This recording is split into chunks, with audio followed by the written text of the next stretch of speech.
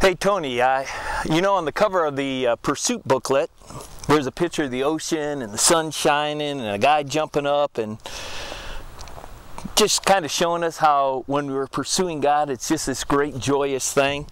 And I thought we could come out to the beach on this sunny day and talk about your pursuit of God's heart. I know you are very generous. You support the church, you support mission work down in Guyana. I know you give money to homeless people. Is that pretty typical?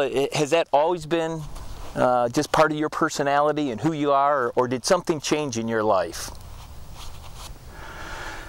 That's an interesting question, Fred. No, things weren't always like that. Back in 1997, I got divorced. My mom's sister, twin sister, like a mom to me, she died of pancreatic cancer. Lost my job. And we had a service at church, First Church in Decatur. And we started talking about raising money for the church and giving.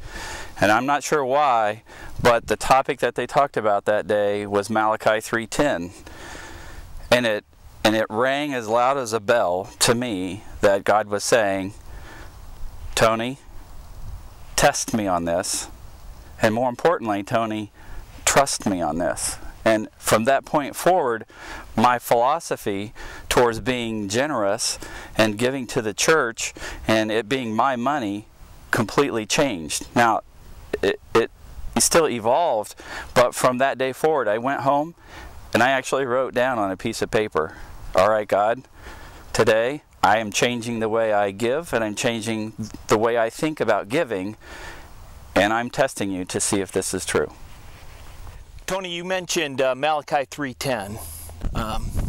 Can you give me a paraphrase of what that verse said? I mean, what was it about that verse that just rang the bell for you? Well, Fred, in it talked about testing God, but if we will give the tithe, they're talking specifically about the tithe there, if we will give the tithe, that God will open the storehouse of blessings. And in the beginning, I thought that was just financial. You know, I thought, okay, if I tithe 10%, then somehow God's going to reward me financially for doing that. And He has, you know, and I've got to the point now where I believe the more I give, even above 10%, the more God will bless. But in the intervening years, I've also found out that the more important word in that is blessings. As I said, I was divorced, taking care of 2 small kids. You know, my life wasn't going real well. And when I look at the things that have happened since that time, meeting Rose, you know, I always wanted 5 children. Now I have 5 wonderful kids. To me, those are the more important things. The blessings that came along with being obedient far exceed the financial benefits that God has given me. It's kind of cold out here. Let's get out of here. All right.